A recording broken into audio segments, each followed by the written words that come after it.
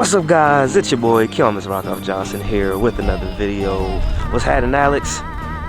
Very nice. You know it, you know it. We are out here at the wonderful Capitol Raceway. If you guys are new to the channel, new to my videos, we of course upload a lot of videos here at Capitol Raceway. We tried to go to Cecil and all that kind of stuff, but the rain was messing with us yesterday, but that's relevant to this video right now.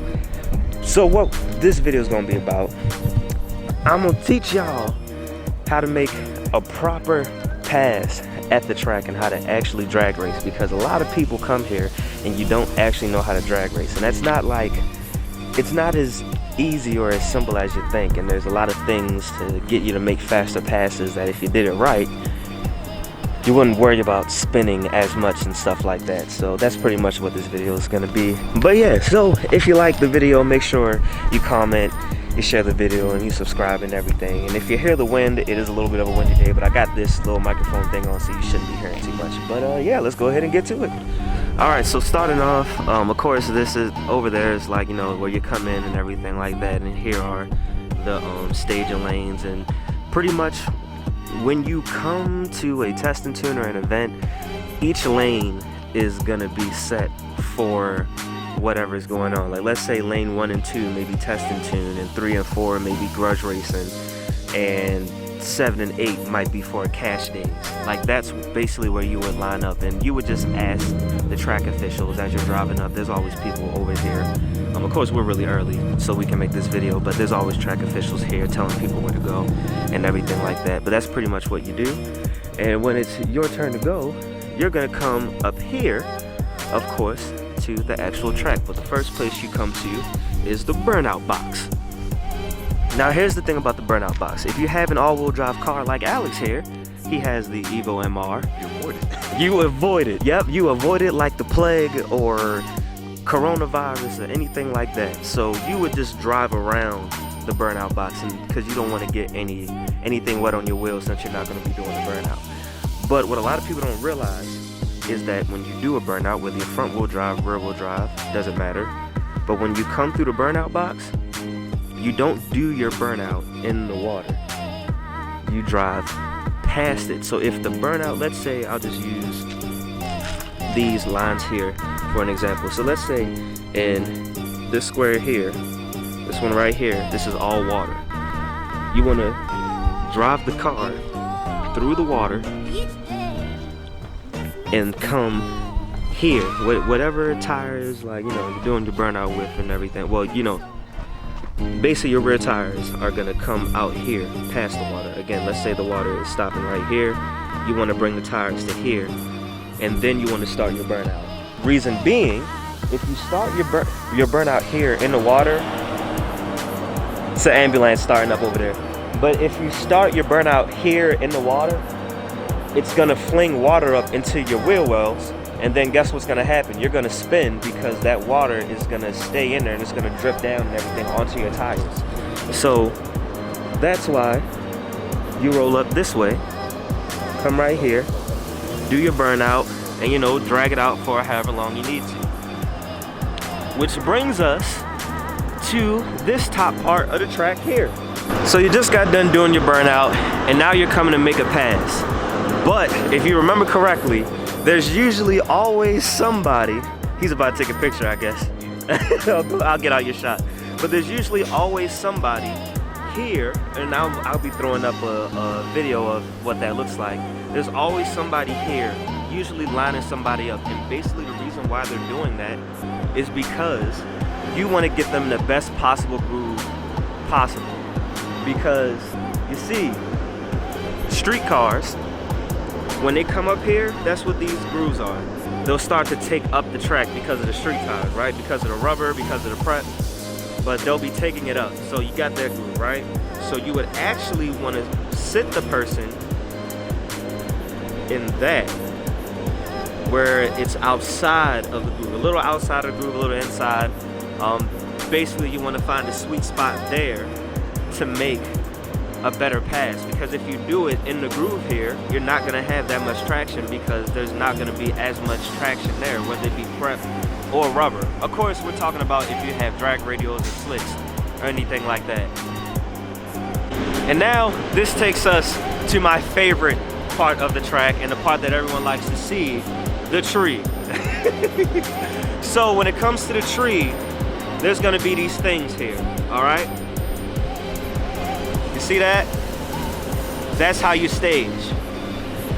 When you stage, you come up to that first beam. It's like a laser beam that comes across and it joins with this one here. But that's how you get the first bulb. So that bulb is gonna be the first one to come on.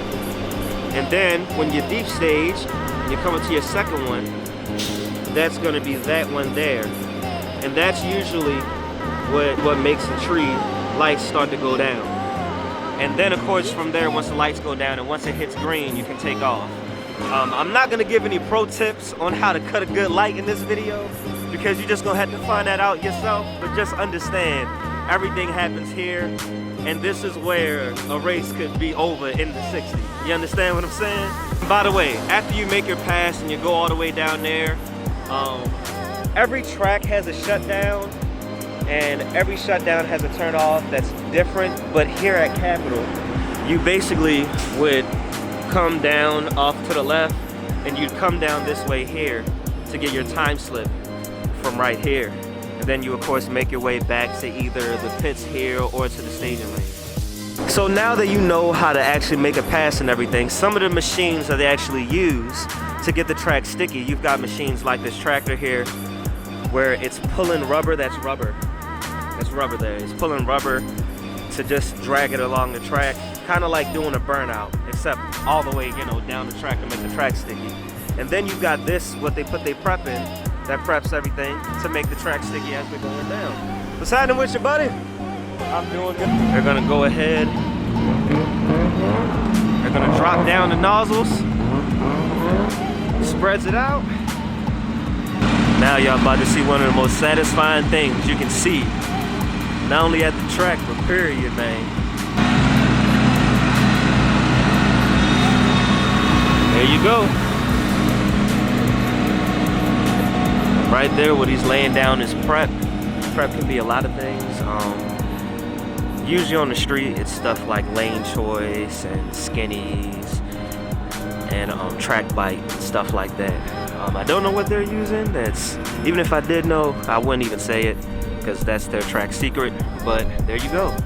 But those are the things that you see, you know, people in my videos when they're driving, mostly Kyle, especially driving these two. He loves to make sure that track is sticky so that, you know, you fall on it or you break an axle or anything like that. Scene change. We're in a car real quick. That's because it's kind of cold out there, and since they're not racing, y'all get it. But anyway, so talking about the two different trees, there's the full tree and the pro tree. The full tree is the tree that you see when it hits every single bulb on the way down till it gets to the green. And the pro tree is when all the bulbs light up at once and then it goes green.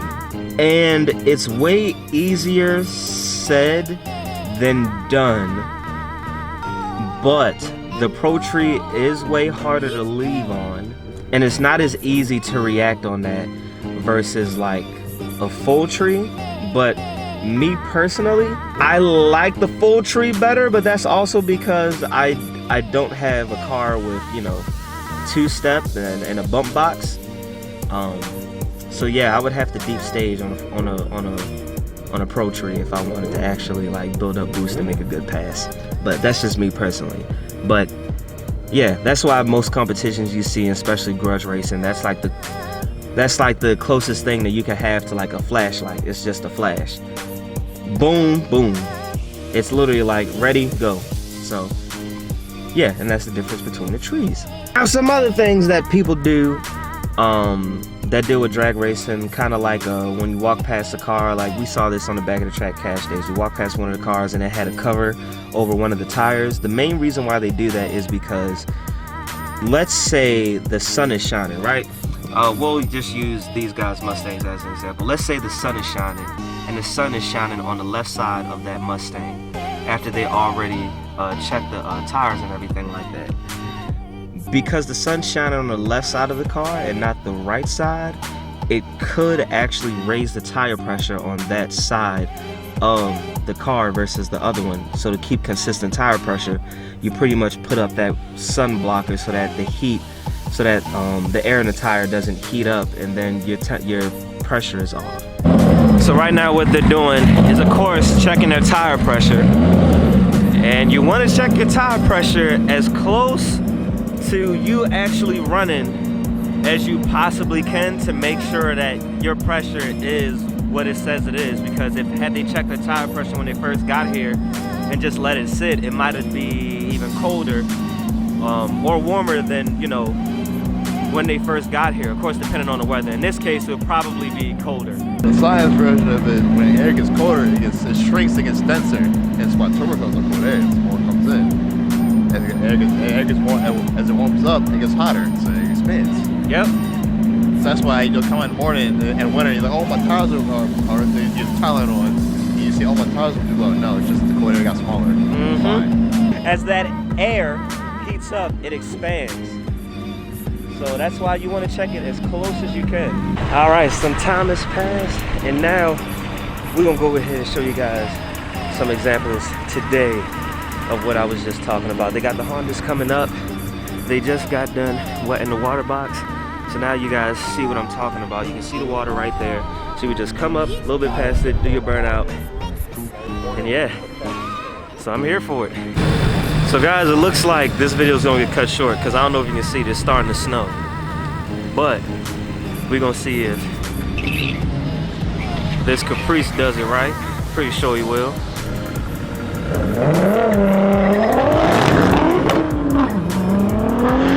And now he's gonna do his burnout.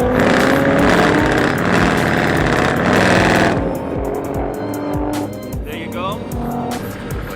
Let's see. See that? First bulb, second bulb. See, and it's okay to come up. So you see that first bulb. There you go. Then I got that second bulb.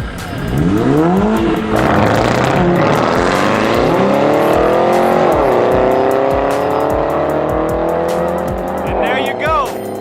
I know that's not the best angle of, you know, the actual race. But honestly, I wasn't trying to get the actual race necessarily. I was trying to mostly get how to actually do it. And right here, like I said, this is where, see, he's gonna start dragging the rubber to make the track sticky. And then he's gonna come back through with this, with the prep ball in it. Those hoses are gonna come down and he's gonna spray the entire lane.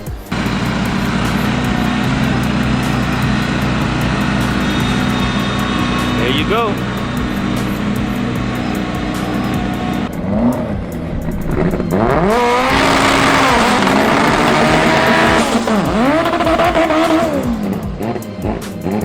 All right.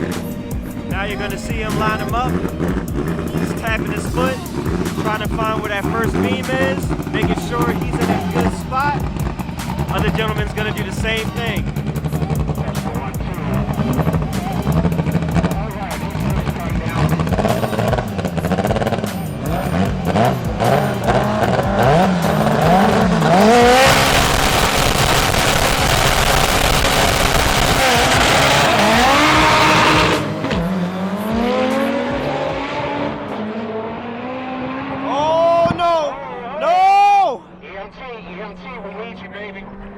Oh man. Oh my God. Look at that.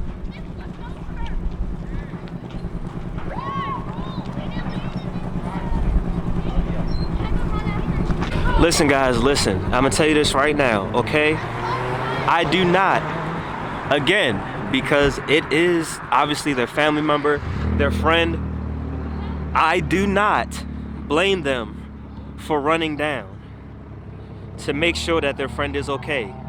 However, if you see an accident like that at the track, even if it's your friend or not, it's best that you let the paramedics and the EMTs that are on site handle everything and you just stay out the way. You know, you can go down there and meet them after they're done, but it's probably best that you stay out the way. But I do hope that the driver is okay. That was wild. I tell you guys, that is very unfortunate, and you hate to see stuff like that.